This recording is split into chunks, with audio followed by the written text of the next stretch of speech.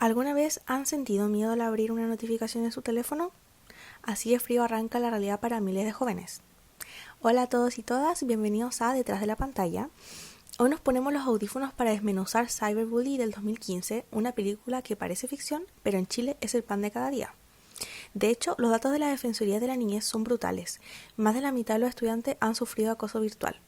O sea, esto ya no es solo pantalla, es una realidad que golpea fuerte. Para entender el mapa de este problema, hoy me acompaña un panel de lujo. Saludamos a Amanda, la psicóloga jurídica, Loreto desde el Frente Legal y Macarena metiéndose en los zapatos de la víctima.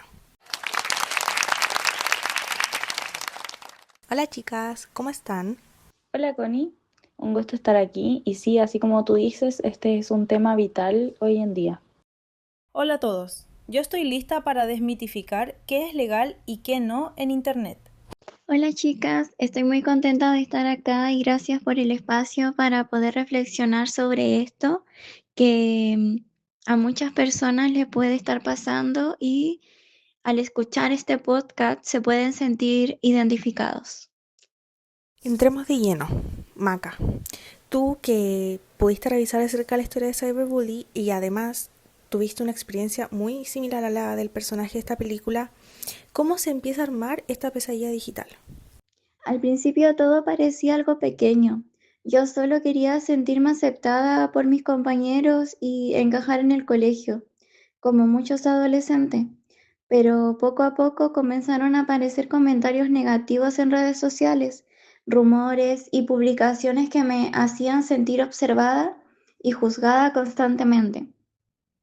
Lo que hoy veo es que había varias señales de alerta que nadie identificó a tiempo. Empecé a aislarme, cambié mi estado de ánimo, evitaba hablar de lo que me ocurría y sentía miedo cada vez que revisaba mi teléfono. Mi familia tampoco comprendía completamente el mundo digital en el que yo me movía y eso también dificultó que pudieran detectar lo que estaba pasando. Con el tiempo la situación escaló a la humillación pública, a la suplantación de identidad y el acoso masivo. Mirando el caso en retrospectiva, creo que la falta de comunicación entre los adultos y los adolescentes, junto con la ausencia de una intervención temprana, permitió que el problema creciera hasta generar consecuencias mucho más graves. Qué fuerte todo lo que nos cuentas, Maca. Y aquí es donde explota la burbuja. Amanda, tú que lo miras desde la psicología jurídica, conceptualmente, ¿con qué nos estamos dando de frente? Porque seamos claros, esto no es un simple comentario mala onda en Instagram o TikTok. Hay todo un trasfondo detrás, ¿cierto? Tienes toda la razón, Connie. De hecho, analizando la película queda clarísimo el concepto de cibervictimización, que ocurre cuando una persona es dañada, humillada o acosada a través de medios digitales. Lo complejo es que este tipo de violencia no tiene un horario ni un espacio físico, ya que persigue a la persona que es víctima de esta situación las 24 horas del día, afectando la sensación de seguridad y generando consecuencias como ansiedad, aislamiento e indefensión aprendida. Además, la película también permite observar elementos asociados al grooming. Este fenómeno ocurre cuando una persona utiliza el Internet para ganarse la confianza de un niño, niña o adolescente con fines de manipulación, control o explotación. En Cyberbully vemos cómo el uso de perfiles falsos, el engaño y la manipulación de información generan relaciones de poder que dejan a la víctima con una situación de gran vulnerabilidad. Tanto la cibervictimización como las dinámicas de grooming producen un impacto psicológico profundo, especialmente durante la etapa de adolescencia, cuando la identidad, la autoestima y relaciones sociales todavía se encuentran en un desarrollo. Qué locura lo que explicas, Amanda. Pero ojo, existe el mito de que en las redes sociales cualquiera puede hacer lo que quiera y nadie te va a decir nada. Loreto, bajemos esto a nuestra realidad en Chile. ¿Es tan así? Si viviéramos lo mismo que pasa en Cyberbully, ¿con qué leyes o delitos nos estaríamos encontrando en nuestro sistema penal? Eso de que Internet no tiene reglas es totalmente falso, Connie. En Chile hay herramientas legales súper claras. Por el lado educativo está la ley de violencia escolar, para frenar el acoso en las comunidades. Pero cuando hay extorsión, perfiles falsos y hostigamiento masivo, cruzamos la línea y caemos directo en el Código Penal. El marco normativo chileno ha avanzado harto con leyes de privacidad digital y protección contra el acoso. Así que ojo, el entorno virtual tiene consecuencias legales reales y súper graves. Bueno, hasta ahora hemos visto cómo se desarrolla el problema y cuáles pueden ser sus consecuencias, pero la pregunta más importante es, ¿qué podemos hacer para evitar que estas situaciones sigan ocurriendo? Amanda, desde la psicología jurídica, ¿cómo se previene la cibervictimización? La prevención debe comenzar mucho antes de que aparezca el daño y desde psicología jurídica hablamos de prevención primaria, secundaria y terciaria. En el caso de la prevención primaria, se busca educar a toda la comunidad sobre el uso responsable de redes sociales, privacidad digital, empatía y convivencia virtual. Esto implica talleres en colegios, trabajo con familias y alfabetización digital. Luego, la prevención secundaria aparece cuando ya existen señales de alerta, como por ejemplo cambios bruscos de conducta, aislamiento, ansiedad, bajo rendimiento académico o incluso el rechazo a utilizar los dispositivos electrónicos. En estos casos es fundamental una intervención temprana por parte de profesores, orientadores, psicólogos y obviamente la familia.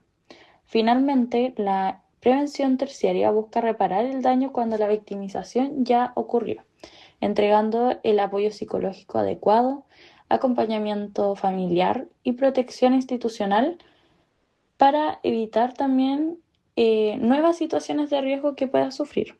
Entonces la prevención no es solamente decir a los jóvenes que tengan cuidado en Internet.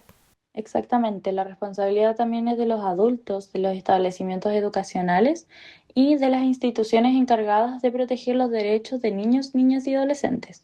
Loreto, ¿y si una persona está viviendo una situación similar a la de cyberbullying? ¿Qué se debe hacer aquí en Chile? Lo primero es guardar todas las evidencias posibles. Capturas de pantalla, mensajes, correos electrónicos, nombres de usuario y cualquier antecedente que permita acreditar los hechos. Luego se puede realizar una denuncia en Carabineros, la Policía de Investigaciones o directamente ante el Ministerio Público. Si la víctima es menor de edad, también debe activarse el protocolo del establecimiento educacional. Dependiendo de la situación, pueden intervenir distintas instituciones. Por ejemplo, los tribunales de familia cuando existen vulneraciones de derechos, las oficinas locales de la niñez para coordinar medidas de protección y los programas especializados de mejor niñez cuando el daño requiere una intervención más profunda. Maca, después de analizar la historia de la película, ¿qué señales crees que el entorno pasó por alto? También podrías contarnos desde tu experiencia si es que hay señales que también se repitieron o si sientes que hay algo muy relevante que se pasa por alto en estos casos. Sí, pienso que tanto como mi experiencia y a la vez en la historia de Casey, siento que muchas de las señales que mostraba pasaron desapercibidas.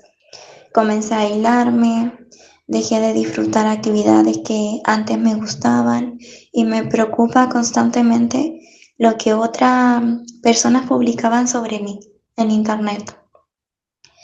También me costaba pedir ayuda. Muchas veces sentía vergüenza, miedo a que no me creyeran o a que los adultos simplemente me prohibieran usar las redes sociales en lugar de poder escucharme. Creo que eso refleja algo que ocurre con muchos adolescentes hoy en día. Cuando no existen espacios de confianza, es mucho más difícil poder contar lo que te está pasando. Y este podcast siento que a muchas personas les va a servir porque se van a sentir identificadas.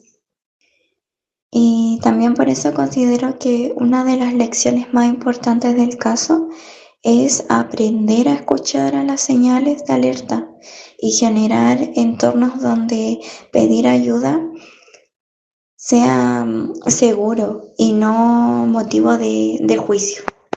Entonces se puede evidenciar que el primer paso para la prevención es simplemente escuchar al joven, víctima o persona que esté pasando por una situación de este tipo.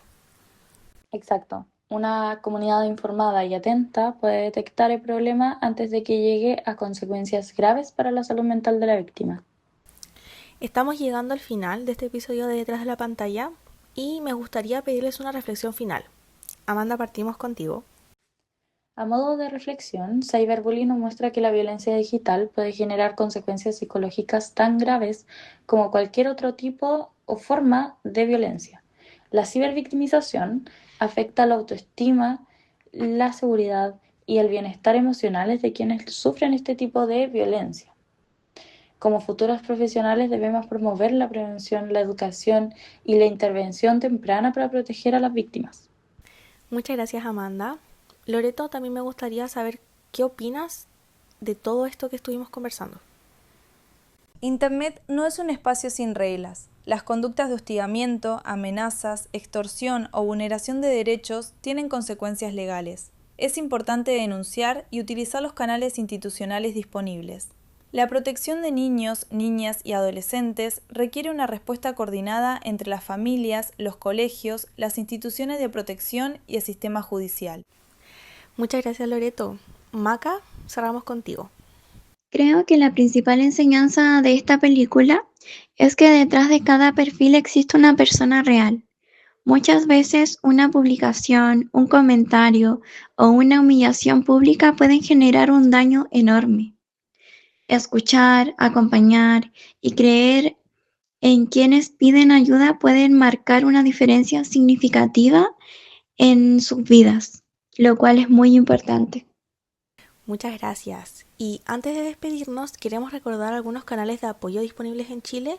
Si tú o alguien que conoces está viviendo una situación de ciberacoso, puede acudir a su establecimiento educacional, a la oficina local de la niñez, realizar una denuncia en Carabineros, PDI o Fiscalía, o solicitar orientación psicológica en centros de salud y programas especializados de protección.